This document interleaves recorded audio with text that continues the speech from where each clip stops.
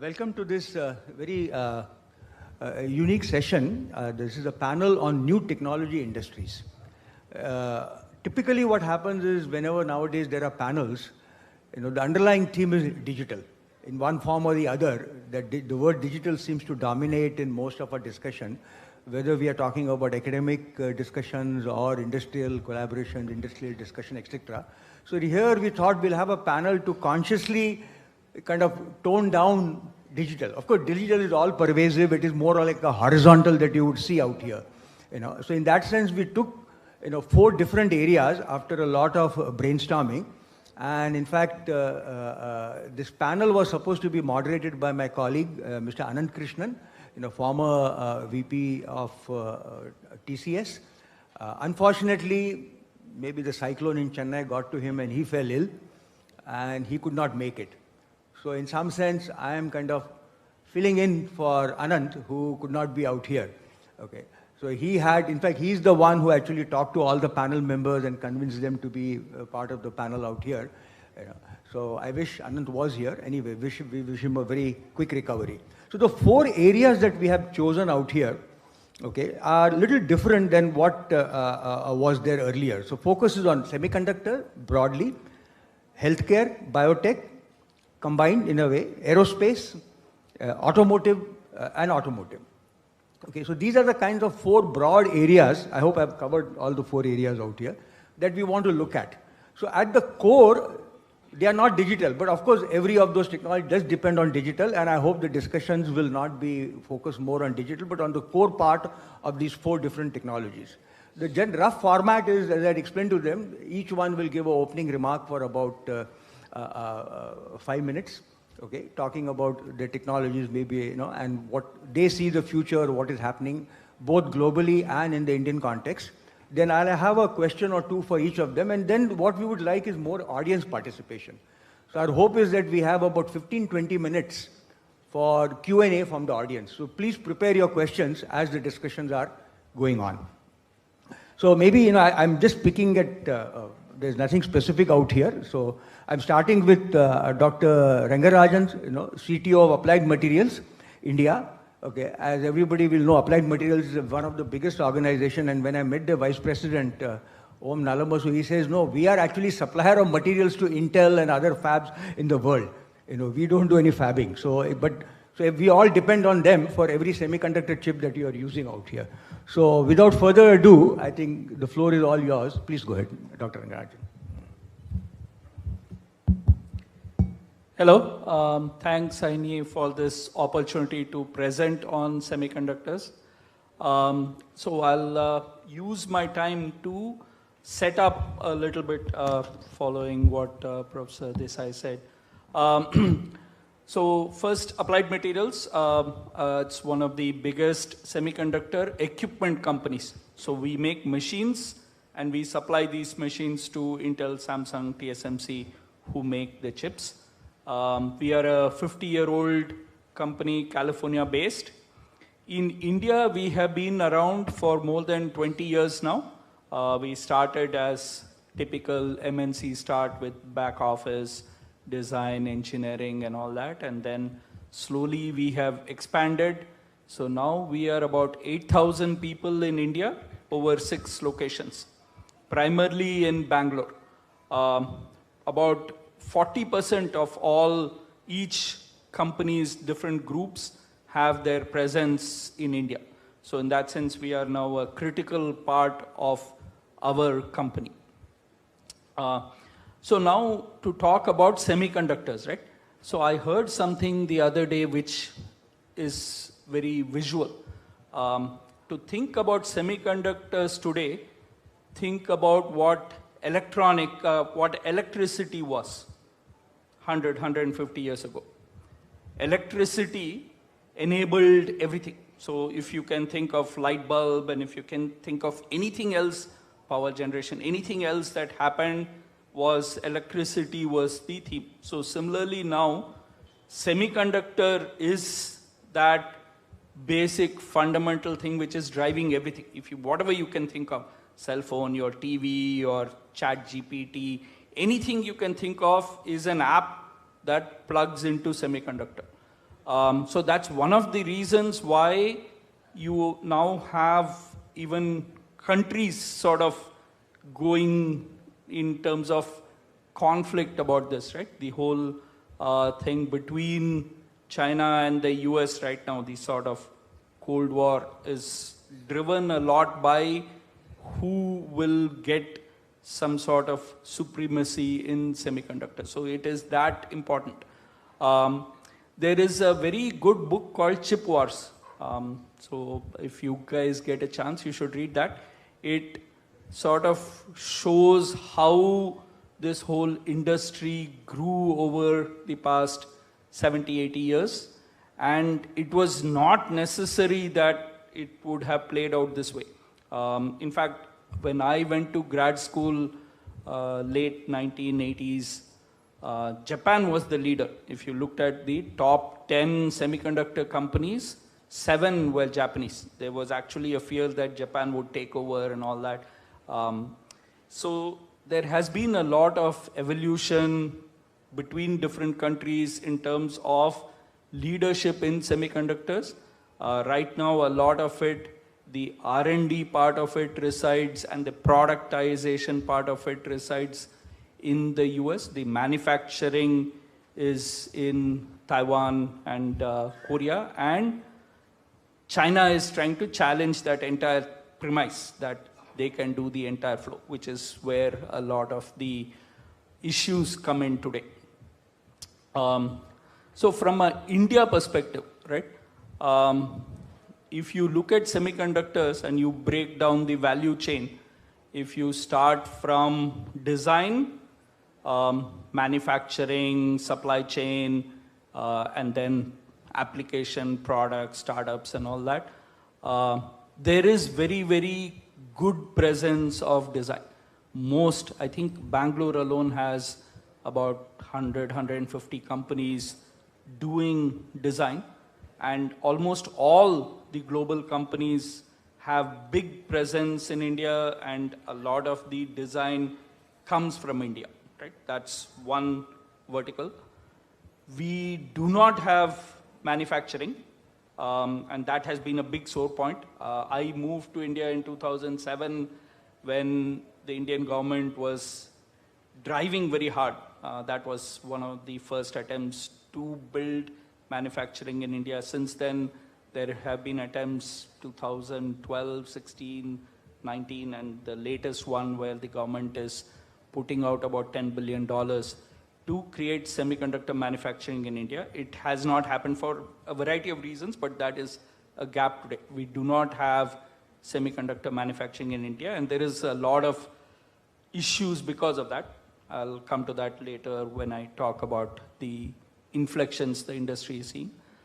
The third part is supply chain associated with that. Whatever small semiconductor R&D facilities we have, the supply chain for that doesn't exist. So if something goes down, if my pump goes down, whatever goes down, somebody has to fly in from a different country, it takes a week, maybe more. So it's very, very difficult to do things here in semiconductor. That supply chain surrounding that doesn't exist. Then the last part, application products related to that, that also doesn't exist. Startups are coming in slowly to fill that, but that's one place. And a lot of this is chicken and egg. If this existed, this would exist. So it's something, that whole system, everything needs to sort of come together. So just from a India perspective, there are a lot of gaps here which the government is trying to address. And they formed the India Semiconductor Mission and things like that to address all the gaps in these areas.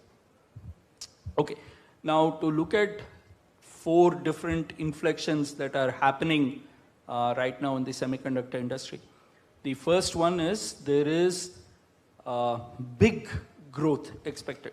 So over the past 50, 60 years, the semiconductor industry grew to about close to 600 billion. Now, 2023, we will end somewhere close to 600 billion. This was over the last 50 years. Between now and 2030, the expectation is that we will go to 1 trillion. So this 600 will become 1 trillion in about 5-7 years. So what happened in 50 years is going to happen in 5 or 7 years. So that, a lot of it, you know, where the drivers are AI, and then there's a lot of silicon content. My car now has a lot of, I can't, if anything goes wrong in the semiconductor, I can't even get it started, right? So silicon content has increased a lot. So this growth, and I think that's one of the reasons why this topic was picked here. There is going to be dramatic growth here. There is a big impact on India also. India, the semiconductor part of the India thing by 2030 is going to be about 100 billion. So there is a big semiconductor consumer and you sort of buying of semiconductors in India also, that's going to happen. So that's the first part, the growth. The second part is the complexity. You all know about Moore's law and things changing. Moore's law has slowed, but things keep changing in the semiconductor world. You keep adding new materials, new technology and all that, which requires a lot of R&D. And that's one area where, as this industry is very, very, very research intensive, a lot of the money gets put back in terms of R&D. Next to healthcare, semiconductors, the next in terms of R&D intensity. So that's one thing that has kept us back. This is an industry that requires a lot of R&D, it requires a lot of investment because the complexity continues to grow. And that will continue to happen. The third one I talked about is the supply chain, and that a lot of that happened because of geopolitics and COVID. There was a time when this industry was fully just in time, right? Its chip is designed here, it's somebody else does the EDA, someone else makes the parts, someone assembles a machine, someone integrates it, someone sells it, and all this would happen in like 3 to 6 months, sort of by clockwork. There is a nice image that shows how many times things move back and forth across the globe for products to happen. All that broke down during COVID, and I think there was a nice, I think Europe was unable to sell about $90 billion worth of automotive because semiconductors were not there. The click was not there. The car is ready, but the electronics to make it go are not there. These cars are sitting on the line. So that, and also like in our company, there was I think 1 quarter where about $700 million worth of equipment didn't ship because cables and small pieces of hardware required for that were stuck, not moving across. So now countries are now looking at how they can secure the supply chain. If you want to manufacture something, let's say Apple wants to manufacture iPhones, right? iPhone 15 is coming from India. So how do you get the supply chain set up for that around you is a big part of this. So how do you make sure that you localize or you bring that back here? So one of the recent announcements you would have seen is with battery. So the battery for iPhone, all the companies, Apple is trying to push everyone to make it here, assemble it here, things like that. The supply chain associated with that. The fourth item is, this is the last item, is sustainability. I think this morning we talked a lot about that. This is another industry as it grows. If it doubles, the impact on sustainability is going to be huge. E-waste, everything you can think of, how much energy, water, power it takes. In Taiwan, I believe when in summers, they shut down plants because there isn't enough water to run all these. So there are lots of engineering opportunities here as this industry grows, and this is a good audience to look at it from all those different perspectives. Thank you very much, Dr. Rengarajan. I think we'll now move to Dr. Hariharan. Okay, so he is the CEO of Strand Life Sciences, and we are all aware of what Strand Life Sciences is about. I think we will. So I would say that why don't you go ahead and talk about some of the life sciences things that you've been looking at. Thank you very much. So Strand is about 23 years old. We spun off from ISC, and we have a relatively sharp focus on genomics, which is what can we learn by sequencing the DNA that each of us has. And so I'll break my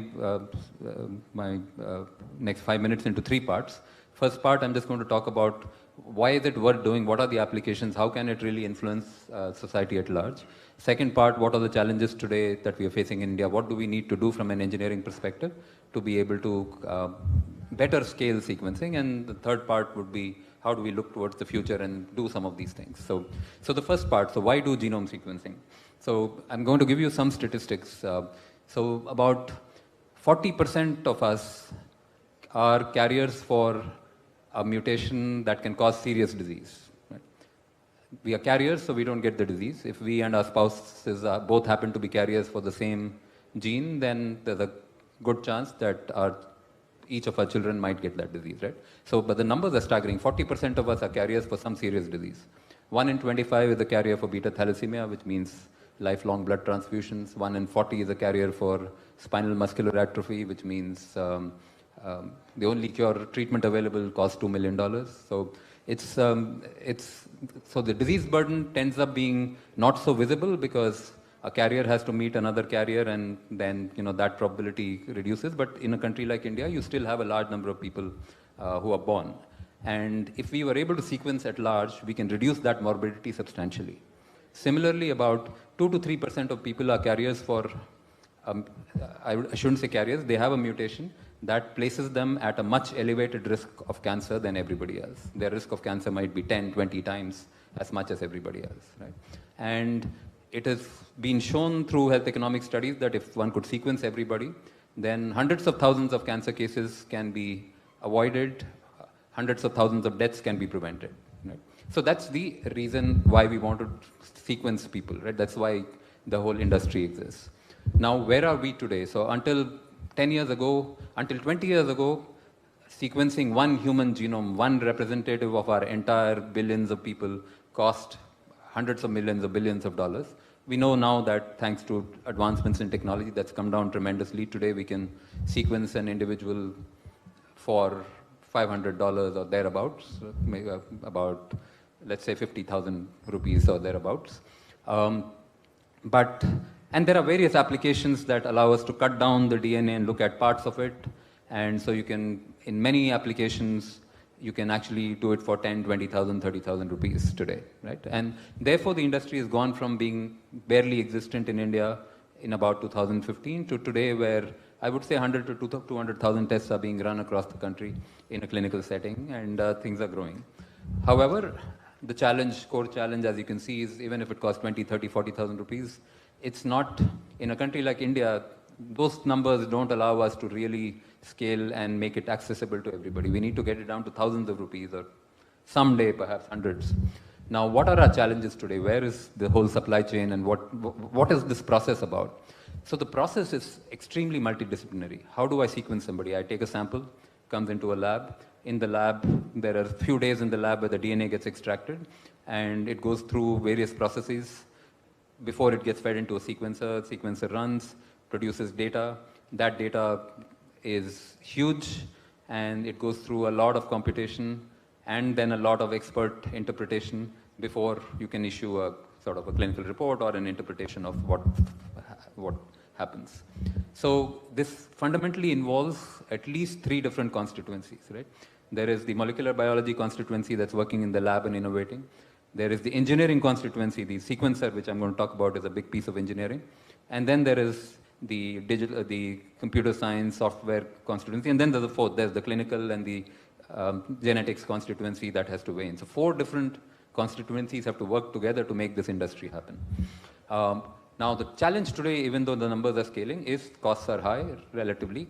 And I would say, for every 100 rupees of revenue generated, 80 rupees or 70 rupees, 80 rupees probably goes out of the country, if not more, right? Straight. Because the core technologies and the core reagents still are largely imported. Now, which are those things? So, one is the sequencer itself. What is a sequencer? The sequencer is actually an interesting combination, engineering combination of optics, molecular biology, and a lot of software and algorithms.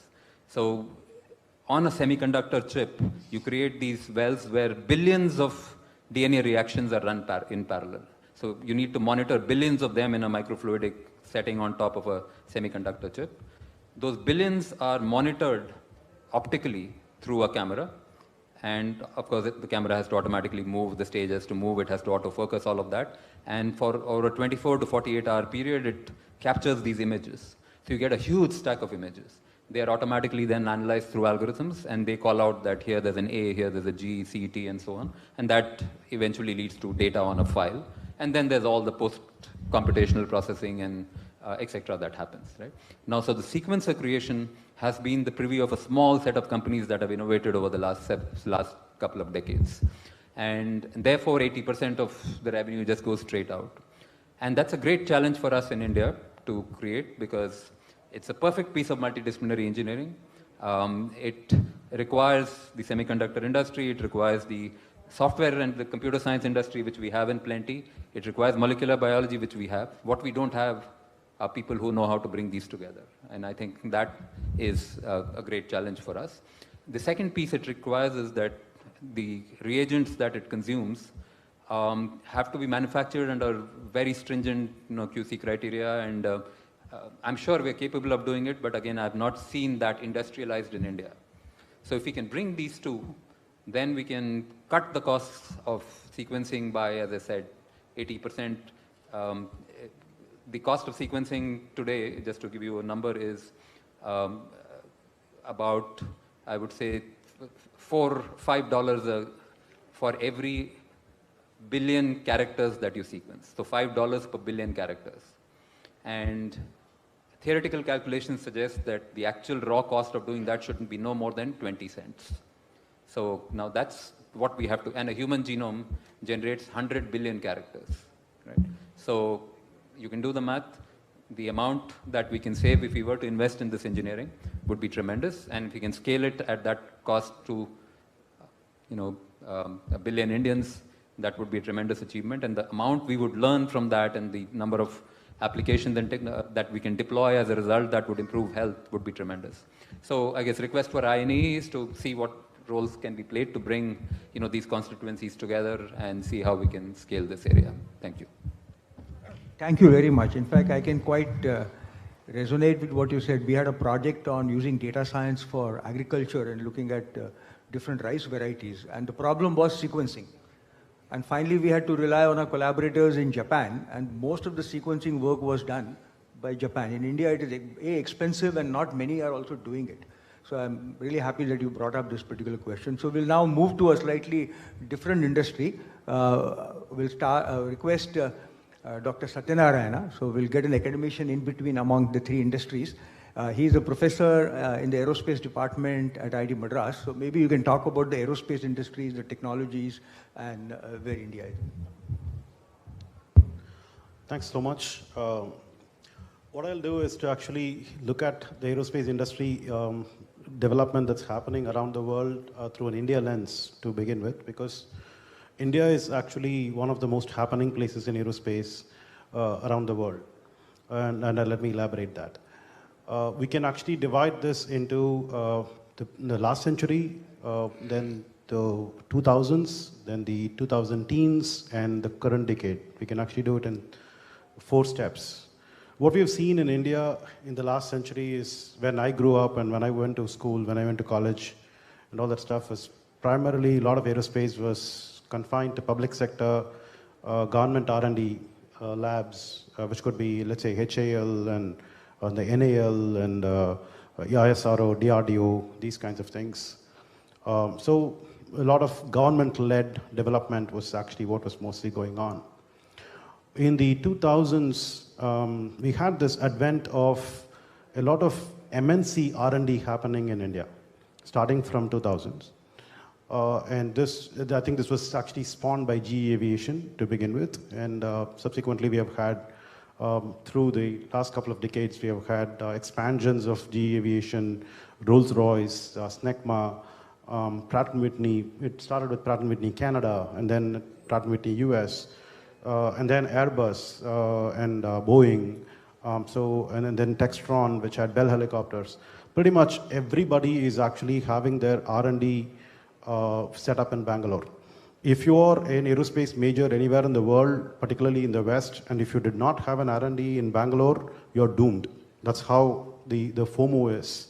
And altogether, there are probably about tens of thousands of engineers who are actually working in these places, laboring, I would say. And this is actually the best kept secret. We have the largest aerospace employment happening anywhere in the world. And we are pretty much doing everything that flies up there, at least about 70% of it from this particular segment. The third thing that started happening in the last decade is also amazing. Slowly, the global aerospace manufacturing hub started shifting to India. And today, we have manufacturing done by the Tatas, I think the Mahindras have an aerospace division. I think we started, of course, with ISRO trying to outsource this to people like Godrej and so on. So everybody actually had an aerospace division, but they've also now gone out and got aerospace manufacturing orders, which is international aero grade manufacturing, to the point that even before the Airbus manufacturing that started happening in Gujarat by Tatas, the Tatas were actually doing a full 12-seater pilotless aircraft completely out of Hyderabad and exporting it. It was not meant for domestic consumption at all. And they were actually doing other things like a Boeing Jaguar helicopters, full fuselage, a GE LEAP engines, full casing, very large manufacturing components. We've not really, except for that full aircraft that I mentioned, we have not really seen something like an OEM kind of effort. This also is actually kind of like a build to print. It's not an OEM thing. HAL has been doing licensed production for a very long time. So whenever Air Force actually places orders of aircraft abroad, in fact, Indian Air Force actually has the dubious distinction of actually having aircraft from all over the world and aircraft parts from all over the world. So they are actually the best experts on how to do replacements of like an Israeli part in a Russian engine and all the kind of thing, right? Very interesting engineering that goes on, and the after sales, after market effort for those people.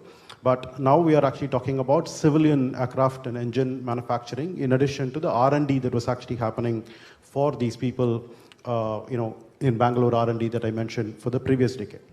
What's happening now is actually the boom of startups.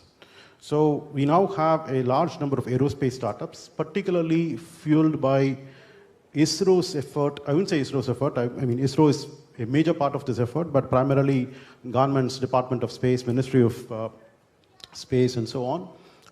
Right at the Prime Minister's office. Space has always belonged to the Prime Minister's office. So they have actually instituted InSpace, and they actually announced this in May of 2020, right as part of the pandemic's, the announcements. And that has now actually spawned a large number of startups. I think there are probably at least about 120 plus space startups in India in the last 4 years, right? And these are only space startups. In addition to that, you can see a unabashed and unashamed list of startups that I belong to, which are not just space startups, but also the electric planes that are actually happening. The drones are actually huge. The government has put a huge effort into liberalizing drones, and there are at least about 50 plus drone startups that are happening in the country.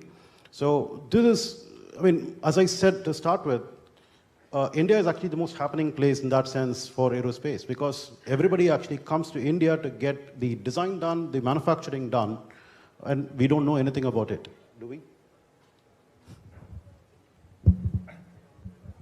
This is very fascinating and quite an eye-opener.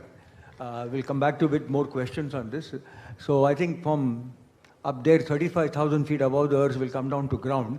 And I would request Chandan, Mr. Sawhney to talk about automotive, EVs, maybe hydrogen vehicles, whatever you are. Good afternoon, everyone, and would like to thank INAE to give this opportunity to share the perspective of what is happening in the automotive industry and what lays ahead in front of all of us. So essentially, if you see the automotive industry today, it's in a very, very, I would say, a defining area, primarily because you see, like, as an India, we have announced that 2070, the timeline is going to be for net zero. What it means is, as part of the circular economy, the net zero needs to be a reality. Now, to do that, if you were to look at automotive, which contributes to roughly around 12 to 14% of the carbon emissions today, so there's a huge challenge in terms of how automotive of today needs to transform and stop giving these carbon emissions. Now, in that context, if we see the current technology, which is the gasoline and the diesel, they have already reached to a level where the emission norms pretty much are at the max in terms of what you emit as a carbon emission per kilometer of your drive. Now, what it leaves to us is that if you have to move away from these conventional fossil fuels, what are the options? So one of the options is the electric vehicles, where as Tata Motors, we have taken a lot of lead. So we are pretty much 80% of the market share today, both in the commercial vehicles and the passenger vehicles. And I'll just talk about why we have been able to do it. So electric vehicle becomes one of the options where the tailpipe emissions are zero. So that's one option, but there is a huge challenge also. So globally, if we see, there is a shift to electric mobility, as we are seeing in India, whether it is US, whether it is China or rest of the world. But there are challenges in terms of how do you scale up? And in the first place, the key raw material, which is the battery cells, those being cornered to a portion of regions where starting from mining, extraction, and then the logistics, those are all confined to a part of the say globe today, which is pretty much the China. So China pretty much holds that fort in terms of we being not able to scale up. So any point of time, if the supplies are to be stopped, I think China has all the cards to do that. So this poses the engineering challenge in terms of while we do our own bit in terms of doing a local engineering, but you cannot replace the lithium-ion batteries with say non-conventional unless you do a huge amount of engineering effort on that. So that's at one area. So that how do we move away from say challenges of sourcing of this key raw material and move to non-lithium-ion based batteries, which is pretty much like aluminium air, which is like sodium ion kind of batteries, and also the all-important fuel for future, which is the hydrogen. So essentially the intent is whatever China has been able to do as part of electric vehicles, the push from the government side as part of the hydrogen economy, we become similar to that for hydrogen. And when I say hydrogen, it could be fuel cell electric vehicles, it could be hydrogen ICE, it could be onboard reforming process where you actually generate onboard the hydrogen and you don't need dispensing stations. So this is one challenge in terms of we being able to align to upcoming emission standards, contribute to the net zero target of the country, which is 2070, and obviously we need to be much ahead of that for the nation to do that. The other challenge is in terms of the infrastructure. Now, unlike your conventional vehicles where you have every 2 kilometers there is a petrol pump, that is not the case with charging infrastructure. Just as a data point, so today in India we have around 10,000 charging stations, but if you take example of China, they have 14 lakhs. So we have pretty much one charging station for 135 vehicles, but if you take case of China, it is like one charging station for 20 vehicles.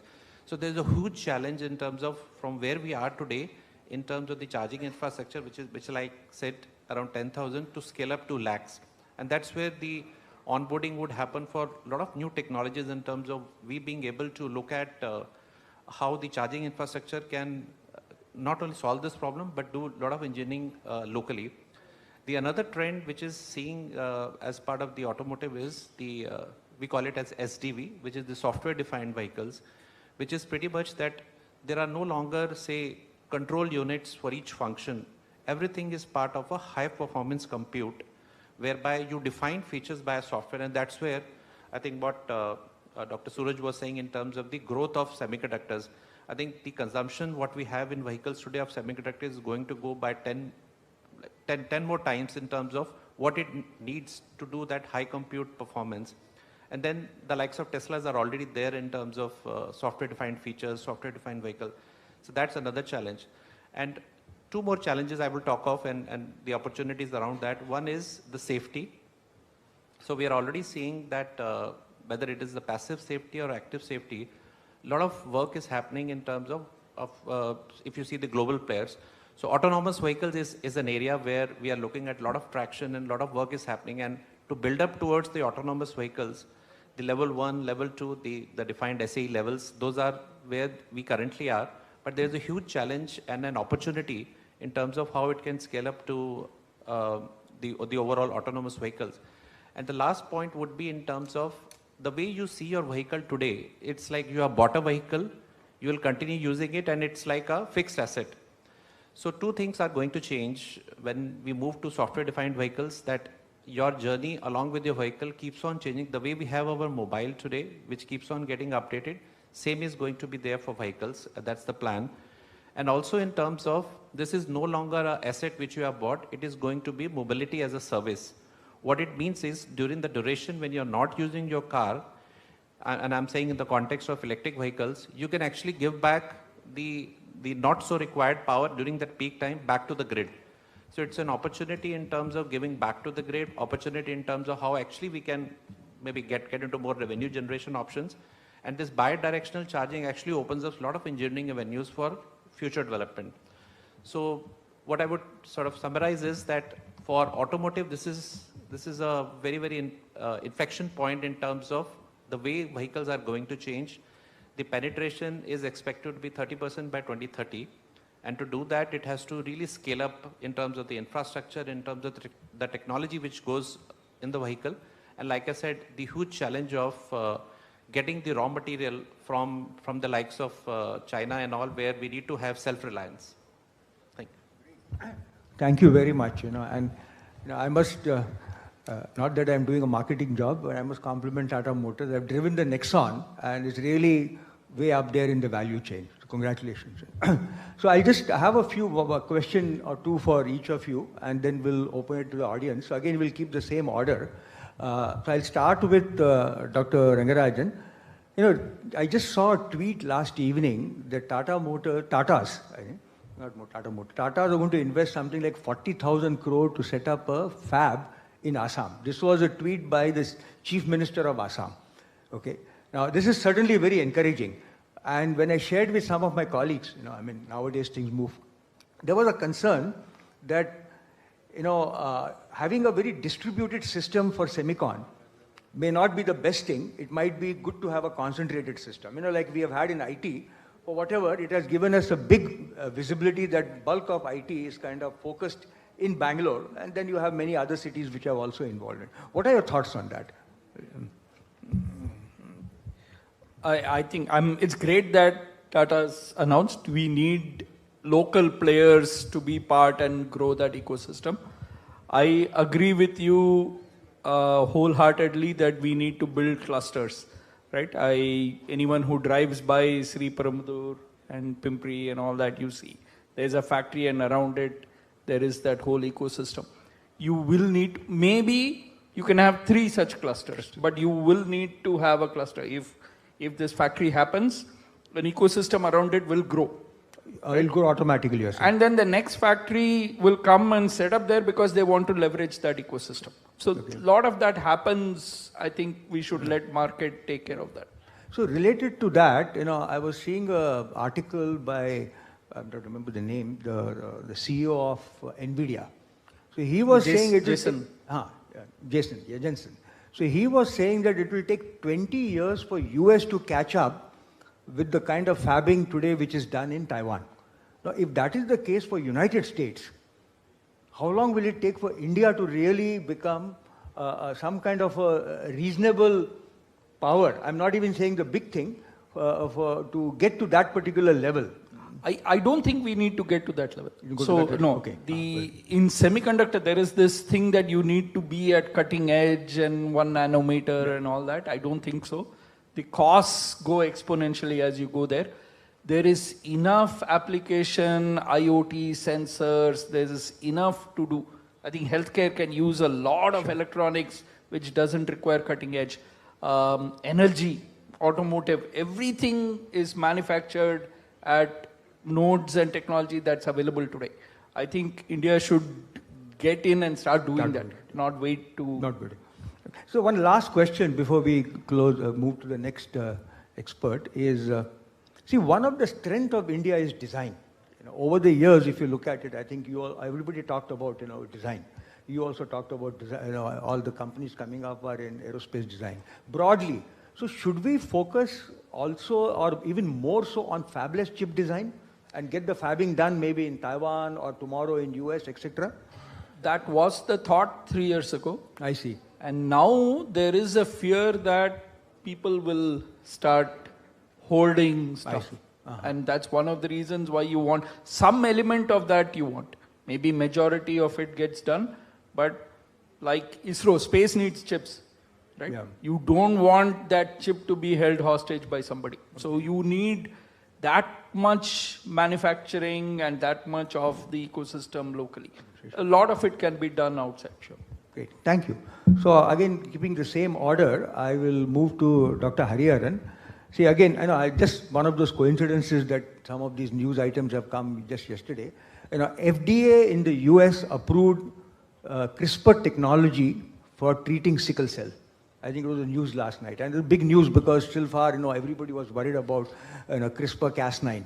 So my question is, A, what is happening in CRISPR-Cas9 in India? At what level technology is moving, how much work is being done both by industry and academia? And B, should India go whole hog and look at treatments and various other healthcare benefits that one can get from CRISPR-Cas9? So what is happening in India? Some amount of academic research, I would say a reasonable amount of academic research is happening. A few companies are exploring the space, but it is still relatively much smaller scale in terms of exploring therapies. Now therapeutics need long gestation period because whatever you invent today will go through at least a 5-year period of clinical development, at least a 3-year period if not maybe. At the end of it, there will be a success probability of failure probabilities are relatively high. So the economics of the therapeutic development world are long term, and that investment has to be made. And I don't see any reason why we should not be making that investment. We have enough morbidity here to justify that. Yeah. But is anybody making those investments? I mean, I say they are huge investments. Maybe they are not perhaps as huge as semicon, but they are not that trivial either. So. They're not. So I think the pharmaceutical industry is slowly starting to make its, and the drug manufacturing. I mean, there are the manufacturers and the pharma are slowly starting to make their way into this notion of gene editing. So I talked about genome sequencing, which is just reading what the DNA is. All what you're talking about is writing into and changing it, and sometimes changing it in vivo, meaning inside the body, right? Yeah. So that industry is slowly starting to, that thought process slowly starting to get in. And I guess we need to accelerate that. So essentially, I mean, if I understand, you're saying our hope lies with the pharma industry. Every change is always a opportunity to create a new hub outside of the pharma and say, let's start a new thing. It is happening in a few companies that I know, but I think it just needs a lot of clinical research has to be spurred. I think it has to be driven by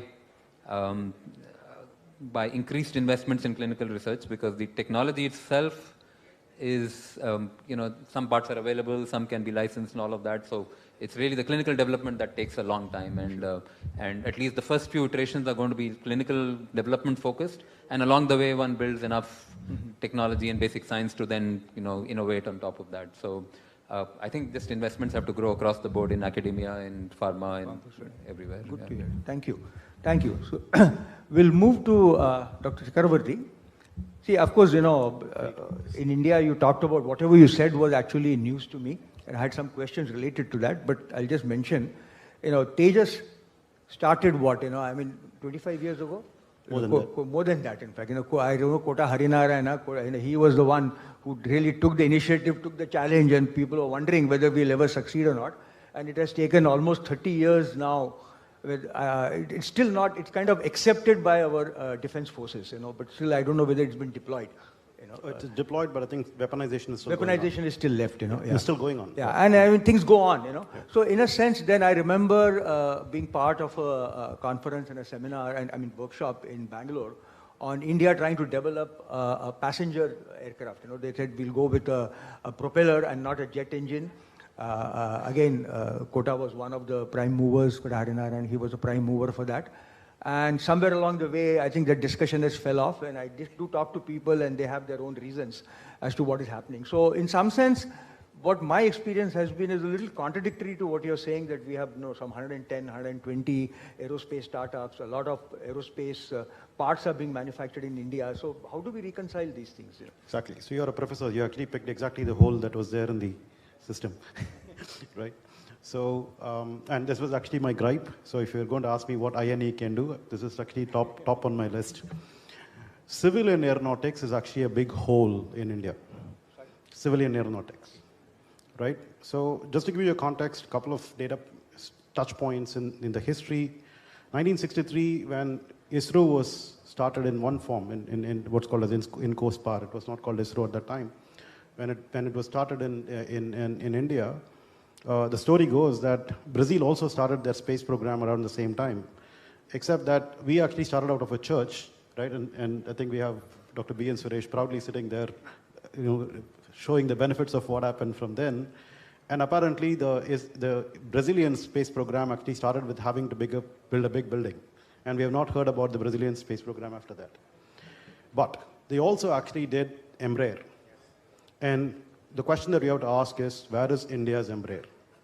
So fast forward about 20 years from there, about 1983, apparently Dr. Rodam Narasimha, the great former everything, a lot of things.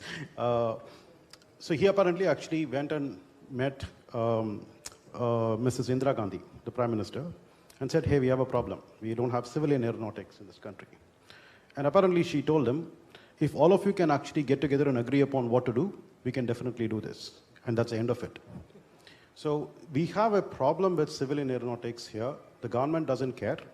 So of all places in the entire world, we are the only one who actually have something called a Ministry of Civil Aviation. Nobody else actually has a Ministry for Civil Aviation. Why would they have a Ministry of Civil Aviation? Primarily for Air India.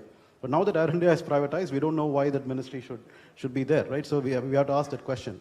So why can't actually they be the ones that sow the seeds for civilian aeronautics? And I'll actually prime it one more step. We are now actually going electric, as we were talking about in the automotive space. Yeah, of course, we actually do go electric in aerospace too. And why can't we actually start building electric planes? So Kota, as you mentioned, is actually plotting in NAL for kind of like I think a 9-seater, 19-seater, or a 4-seater, very, very small electric aircraft to start with. No, I think we should just start with a 20-seater or a 70-seater or any of those kinds of things, and then find out like what's the business case for it, how far we can do this with, can we do this in 5 years, right? That's the kind of approach that we need to take. So there is a case for actually doing significant amount of very advanced modern civilian aeronautics in this country, which is hugely missing. I think this is great, and I really appreciate your candid opinion on this. So, just a thought, and I want your reflections on it. Why can't we have a consortium of IITs along with NAL and maybe HAL and say that in 10 years' time, give a big proposal to Ministry of Civil Aviation or to Government of India that we will create a 50-seater electric plane. And I think the expertise is all there. Everybody knows. I'm familiar a little more with the aerospace department at IIT Bombay, and you will know more of them. I think there are brilliant people that we have. Is it at all a possible thing? I think one can, maybe INAE can try to push it with the government, saying that, look, here is a consortium, let us fund it, and 10 years down the road, you give a target. I'm just putting 10, you may say 5, you know better. When do you want the proposal? Huh? When do you want the proposal? Finished, okay, yeah, okay. So I think really, because see, the whole purpose of such gatherings is that eventually we come up with an action item. Otherwise, we talk, we feel high. I think we'll give you the mic, let them finish it. I think there are lots of hands. I'm so enthused by the response. I think you have stirred up everybody, woken up from the lunch. That's my job. Yeah. So I think, so he's ready to give the proposal. He's ready to help us. So we have a point of contact at IIT Madras. Great.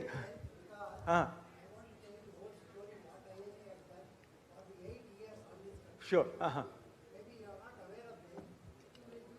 Sure, but I think we can, I agree, things are, but, it takes time. Maybe we can try again and see what can happen, Yeah.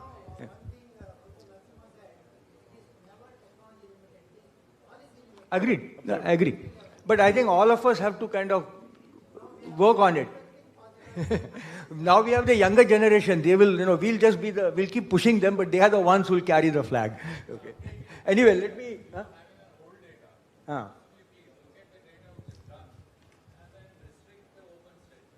I think, can we come to this in a, just wait, I think we should give chance to, so I'll stop here for you. I think you're really excited, everybody. Thank you so much.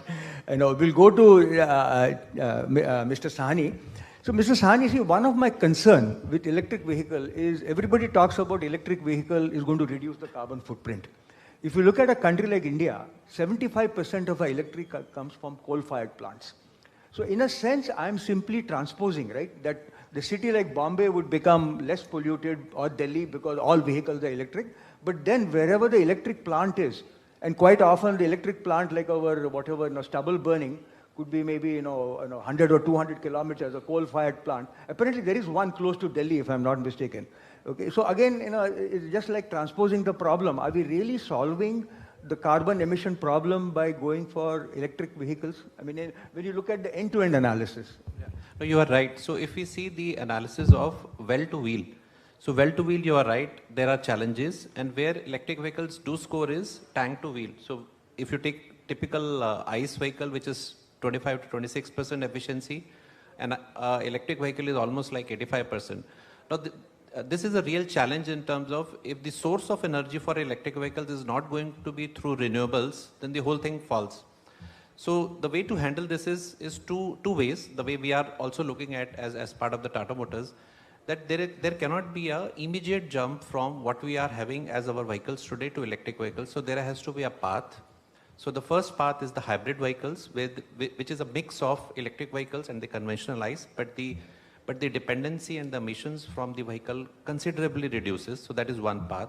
Second path is what government is really pushing is the flex fuels.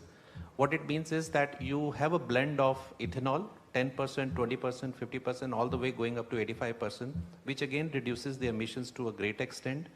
Then there is a concept of biodiesel, which is again reducing the carbon footprint. And then of course methanol. Now these are the immediate or the intermediate steps before we really go to pure electric. Now to overcome the challenge of what you just said from the infrastructure side, there are two things. One, of course, we have to see how quickly we can go to renewables, be it wind, be it hydro, be it actually the solar energy. So there's a lot of work happening there. The second part is in terms of improving the efficiency of the vehicles per se, and that's where we are also looking at hydrogen. I think one of the areas where we would like to collaborate with INAE in terms of policy advocacy is, while government has already taken a lot of steps, we have seen hydrogen economy, a lot of incentives and fiscal related stuff also has been announced by government, but I think action on the ground is still something where we need to see. So H2 ICE, this is a new technology in terms of how hydrogen can be used for the vehicles in a pure form, meaning we don't have to blend, it's a pure hydrogen. So that's one area. And then of course fuel cell vehicles and onboard reforming. So I think we need to take all these intermediate steps while we look for renewable energy. And at some point when the energy really becomes renewable, that's where I think we get the benefit of truly calling it as net zero. Great, thank you. The other question, again related to EVs, when I talk to my colleagues in the US, they refer to the Indian grid as a weak grid. And the worry is that tomorrow, if all the vehicles in the city of Bombay are connected to the charging station at night, most likely the grid will have a breakdown. Is that the case? So, along with EVs, do we really need to put enough effort in strengthening our grid? Yeah, you are absolutely right. And one of the estimate is hundreds of terawatts of power which will be required if we really have all the vehicles charging at the same time, especially during peak season. So that's why I was saying in the initial opening remarks that all the vehicles which we are trying to design, and that's a trend in the design itself, every vehicle needs to have, from an electric vehicle point of view, needs to be bidirectional, which means you can consume energy from the grid, but you should also be able to give it back to the grid when it is not required. You can actually power your home. A few kilowatts of power is all you need to power your home for a few days, and battery typically is 30 to 40 kilowatt hours for each of the vehicles. So there is a lot to give back to the grid. And you are right, I think since Tata Power is part of the Tata Group, so we work very closely with them on the charging infrastructure. One of the problems we have is the grid design itself in terms of not being today ready for the kind of bidirectional charging I just said. So there is a work required. And one last point on that was that as the electric vehicles become older, now all these batteries have an inherent problem that 5 to 6 years, maybe 8 years, they would need to be replaced. But they don't become defunct in terms of not being usable at all. May not be for automotive, but they can be used for a lot of stationary applications. And that's where, along with Tata Power, we are working on a project whereby the old used batteries from the vehicles are actually used to go back to the grid. So that solves some of the problems.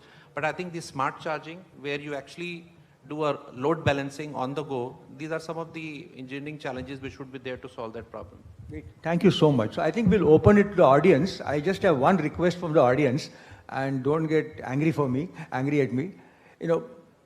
Let's ask questions.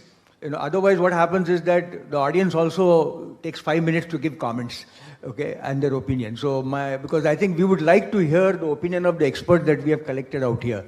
That's a request. I hope you can bear with me. Please go ahead. Okay, okay. I think, can we get the microphone to Dr. Suresh? Hello? Is there somebody here? Okay, I'll do the needful. No problem. No. I think I'll give the microphone. Yeah. And we'll manage with one out. I'm a professor, I can shout. I can also equally shout, no problem. Two things. One is starting on the semiconductor. See what happened. It's again, I would like to seek your opinion. SCL, in fact, there's the only fab, got into fire, and then we revived it. I was the person, I went there, and then we took it under ISRO's umbrella, and as you said, 180 micron, but then we are able to develop the chips today. We are flying it very successfully in all our programs. In fact, it's equivalent to INAE 60 of Intel. That's we are able to do. But unfortunately, what happened in this new policy when they did it, they have taken over SCL even without getting any questions or permission from ISRO. Our supply chain got lost now. With so much of effort, and then today, every launch that we do, the chip that is indigenous, it's a bit architecture, which we have sort of indigenized, developed, gone through entire qualification. We have been flying flight after flight, but today we are starved. So how do we handle such situation? What if you have your own fab? That was SCL. That's what he was saying. That is what, we took a decision. They took it back. Purely, that's why I'm saying some of the ignorance is there. Purely, what happened, this got burned. Government threw it open that any other strategy department can take. In fact, we took it. I was the person, I was there. Then we took it. We invested 1,000 crores or 1,500 crores, re-established. And today it was supplying to ISRO, DAE, DRDO, everybody. We all joined hands. There is a governing council which handles everything actually. All that was done, it was going very smooth. In fact, quite a few things. But then when this new policy came, Mighty took over without even asking a question with us actually. With that, the whole thing got changed. We are in serious trouble. So how do we handle such situations? No, I agree. We need to have the strategic part of the supply chain needs to be maintained. So maybe somebody will go back and look at this. I think maintaining and securing supply chain is very, very important. See, my reading is at least the SCL they should have kept as it is without disturbing. It has been doing its own job for rest of this thing. Sure. They could have established a new fab there. Let it be under, but the character of SCL should not be lost at any cost. One more comment I want to give what Chakravarthy told. It is so much effort has gone in. I think this forum should know. In fact, 2015 we started on civilian aircraft with Professor Narasimha being in the chair. All industry wallas, I think HL Savandaraju was there. He was the part of that, and then everybody else was there. ISRO chairman was there. Then all concerned, Mahindra, Tatas, all. From there it started. After that, we have not left any stone unturned actually. Every time we go, new requirements are being given. Ultimately, to cut the long story short, it has been agreed, Cabinet Secretary took a review at the highest level. It has been agreed that Ministry of Civil Aviation will take over that. Then they gave 80 crores to NAL to generate the detailed project report. Detailed project report is ready. The Cabinet Secretary has given an approval to set up an SPV under Ministry of Aviation. Civil Aviation Secretary has to form that SPV, but till today it has not happened. In fact, you ask Professor Manna, he knows much more than that, because, you know, irrespective of the president changing here, I think Sanak Mishra took over, he pursued it, Professor Manna took over. Every time we go, a new requirement comes and we are able to, industries you have to give. Each industry separately we had held discussion, pursued it, nothing is left actually. Today what is required is SPV formation, and we wanted 6,000 crores for development. Industry says at the same time, unless you develop the prototype, we are not going to touch it at all. It's not the technology limitation, it's a policy limitation. In the SCL also same thing, policy related limitation.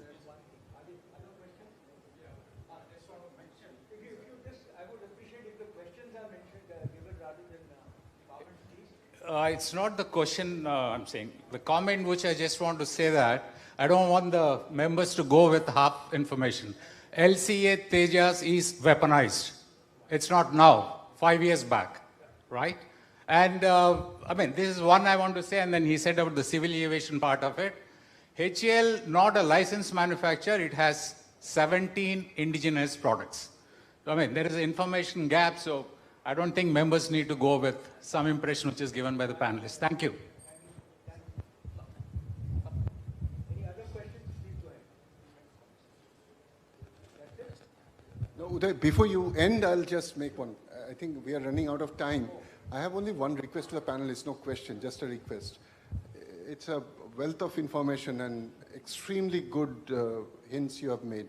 I would request each one of you to define maybe 4 or 5 specific issues which INAE would like to take forward.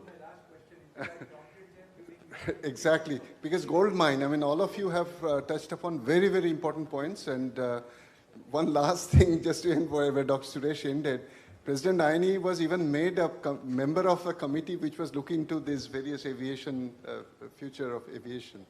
And every time we tried to interject and say that, sir, this, we have gone through this. Yes, it's a very important point, and the story ended there. So what I would say is, okay, are there any other, we can take at least a couple of moments. Please go ahead. We can take 1 or 2 more questions, and then they'll answer the last question that this is what INAE can do. Please go ahead. I have a quick questions to Dr. Hariharan. One question? Okay. Yes. So one question is like, Dr. Hariharan, for your in silico, calculations for the diagnosis of the diseases, who will be the end user? Who will be the buying? And how you can calculate the competitive space? Because some of the diseases that you mentioned, beta thalassemia or spinal muscular atrophy, these are not, who are carrier, these are not visible. They will not go to the doctor for the screening, unless it is the elite, customer kind of stuff. So if somebody want to invest on that kind of business, what would be the milestone that somebody will invest on your business?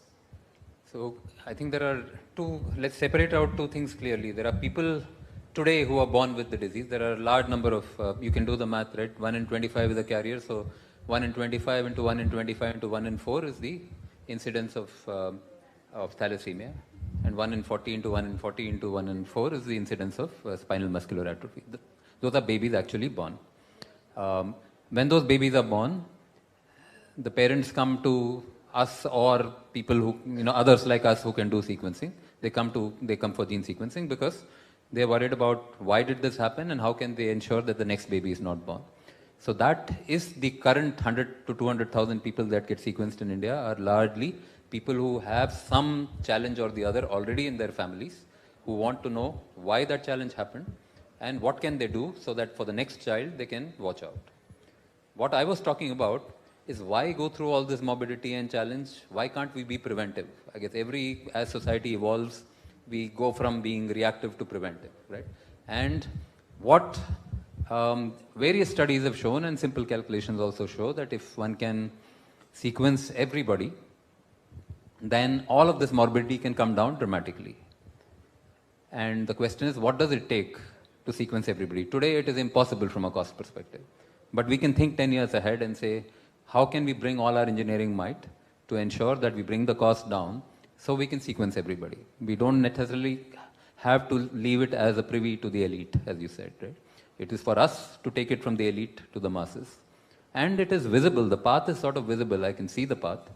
Now it's about a lot of action and investment and convincing people to contribute to the effort.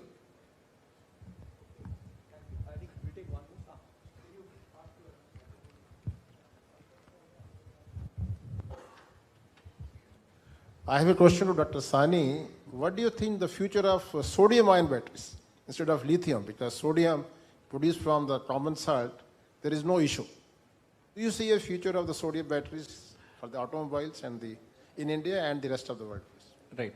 So sodium ion, of course, a lot of work is happening, but there are, say, distinctive challenges. One challenge is the energy density is much lesser than what you have for lithium ion, but you are right, it is available in abundance. So there's a lot of work happening on the sodium ion, what potentially, and we are also actively looking into it. So it will be very, very application specific. So probably for medium and heavy duty kind of a commercial vehicles, which can accommodate that kind of a size. There is a huge benefit that it is, if you see, there is a lot of challenge today on thermal safety on the batteries. This is very, very safe because you can actually make it down to the last bit of the battery and it doesn't explode. So there is a good, say, opportunity of sodium ion. It will be very, very cost effective. The only thing is it may not be readily usable for all, say, applications today. If you be it car, be it truck, be it bus, lithium ion pretty much fits everywhere. So it will be very, very application specific. I would say maybe 2 to 3 years away from this being actually ready for commercialization. But a lot of work is happening. One last question. So question specific to Mr. Sawhney regarding the auto sector. Why do we spend so little money for R&D? We spend money on product development. I think, do you have something else? Shall I answer? Or? No, I'm just amplifying the same thing that I worked in auto for a long time, but not that we spent money. Even to get the emission norms ratified, we went to AVL or to Ricardo. And the joke in the industry is they sold the Tata same engine that they sold to Mahindra. So why don't we spend money of R&D? Right. So, no, maybe I think historically that might be the case, but one of the points I wanted to share with the audience today was today in automotive sector, we have problem of plenty. When I say problem of plenty is you have your conventional vehicles running on gasoline and diesel, and they are not going to go away. In 10 years also, what we find is it would be at best a 30% penetration. So the research and development on the conventional vehicle needs to carry on. We need to invest huge amount of money on electric vehicles, and in electric vehicles, the individual batteries, power electronics, that's an area. And like I was saying, because China holds all the keys in terms of scaling up, we cannot jump to huge volumes. Even if people want to buy, there will be no cars available. So the gradual steps in terms of hybrids, in terms of flex fuels, in terms of biodiesel. So we have to invest R&D on everything. So today it's a problem of plenty. We don't have budgets where you can do justice to all, but because that's the consumption people want, and that's the regulatory environment we are in today because of the net zero commitment, it's other way around exactly to what you said. That might be the case maybe in a legacy, but today it's a problem of plenty. We have to work on every technology and to its core because it has to be finally good to run on the roads. So no, my question was specific to Indian.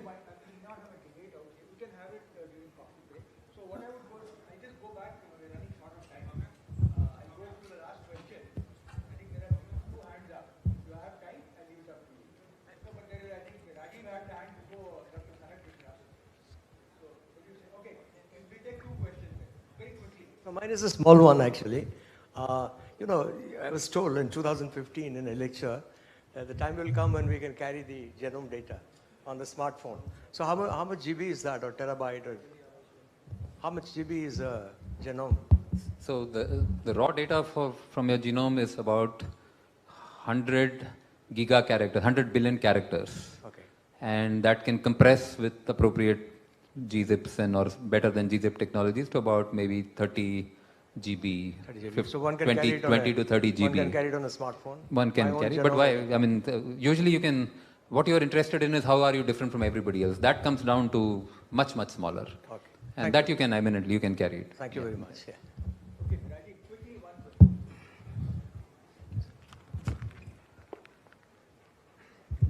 Thanks. Ms. Sani, quick question. As more and more vehicles go electric, right, and EV, and that's one of your core focus, and that's also the focus of most of the OEMs. You not mentioned about cyber security. One of the real challenges that we have seen earlier in our days in General Motors is cyber security. As you go more and more on the E side, you're going to be daunted by attack vectors and attack surfaces. How are you going to solve that problem? Any thoughts on that? So you are right. So I think the focus is today not only electric, within electric vehicle, the focus is on software defined vehicles, which actually makes it more prone to attacks like that. So now there is, I think as of maybe last month or in next couple of weeks, there is a new standard coming where all the vehicles need to be cybersecurity safe. So that would actually enforce that standard. And a lot of work is happening to make sure as the connectivity of the vehicle goes higher, how we can actually address this cybersecurity thing. So it's a well acknowledged fact. And with the advent of 5G and 6G coming, it is only going to go better or go higher. So a lot of work happening and it is being addressed. Okay, so the last question, 1 minute each, will start with Suraj. What can INAE Okay, so yeah, 1 minute, yes. So first thing, how do you make core engineering cool again? Everybody here joins engineering, take out a IT thing and start studying for their computer placement. How do you make core engineering cool again? So I think that's something we should do. All these industries need people who do core engineering, independent of what it is. You need to make machines, right? How do you make engineering cool again? The second thing is, is there an area where India can lead? Energy, security, education. There should be some area where India can lead. There are lots of applications. If there is an area that we can establish leadership, right? We will use semiconductor as a means to do that, right? Then everything can follow. So that something can be done. That's like a 5-10 year horizon, right? We will do education using whatever AR, VR and use phones as the medium. Everything will come behind it. So 2 points where I think INAE help would really be very useful, and that is in the policy advocacy stream. So first would be a very simple statement in terms of path to net zero. What should be the way forward? So like I said, there are multiple technologies, and I think government also is struggling in terms of prioritizing where they should spend, where they should subsidize, and where the corporates should actually spend. So policy advocacy on path to net zero. And the second thing where I think as a country we can do is, what China has done to electric vehicles, how can India do same thing with hydrogen, which is available in plenty? I think these two policy advocacy streams, if we can handle, that really helps the automotive sector. So I would go a step beyond what Dr. Rengarajan mentioned and say, as I mentioned, the area that we are focused on is very multidisciplinary. So how do we make core engineering, again, an area of focus, but even more so, how do we make multidisciplinary core engineering something that has large pools of expertise in India? How do you have molecular biology, surface chemistry, optics, and algorithms and software come together to solve a problem? Because only then do the problems that I was talking about get solved. Every time one of those constituencies says, hey, the other person has to tell me what to do and I'll do my bit, nothing will work. So we have to bring, how do we bring, so my request to INAE is, can we create forums where we can bring these constituencies together and look at joint engineering problems? Thank you. Yeah, so I think about 3-4 points. The first point I think has been pretty much like beaten up on the civilian aeronautics part. I think there are lots of experts out here who know much better than anybody else. the country. They have, and INAE, they have actually pushed this through INAE, so INAE is already doing its job. The only question that, which is the elephant in the room, where is the plane? Right, so the sooner we are able to actually get line of sight to the plane, we are solving the problem. So that's a big question mark in my mind. So I mean, I'll be willing, personally, I'll be willing to do whatever it takes to be part of anything that can happen, but that may not be the most important thing, right? But see, question is like, what are we doing about it? That's first.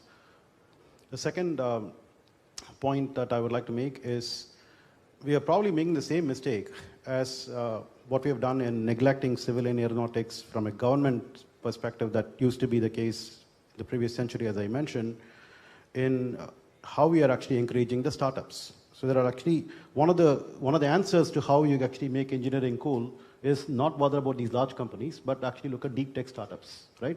So deep tech startups actually have a large number of students who actually go into it and start doing innovative stuff, but you need to have a huge entrepreneurial sense in order to be able to succeed in that. And that's a different ball game altogether. But the question is, what are we doing there, right? We are actually now encouraging a huge amount of space startups. We are also actually encouraging a bit of drone startups. There is an elephant in the room there. It looks like we are actually doing a lot on drones, but not enough. We are still not actually flying drones over crowded spaces and so on. There are limitations that we are actually not doing enough to push the boundaries on. So that's actually something, but what about others? Like, for example, as I said, electric planes or engines. There are at least about 3 or 4 gas turbine startups that do not get any funding at all, right, from VCs, right? So what is the use case for that? There could be some defense startups, there are space startups, but nothing like a civilian aeronautics. The third thing that I would like to say is, what are we doing with all these MNCs? Right? There is like about tens of thousands of, I shouldn't say tens of thousands, at least about 10,000 plus engineers in Bangalore who are actually toiling day in and day out for MNCs. Now my question is, they're all Indian citizens, right? Is it not possible for you to actually utilize them to give projects to develop stuff? And if it is actually of national defense security or whatever it is, you now put a reverse firewall. Because what happens is, like, for example, a gas turbine company may actually not transfer technology that is very critical, like what they call as hot section technologies, right? So that is very critical to, let's say, ITAR related stuff in the US.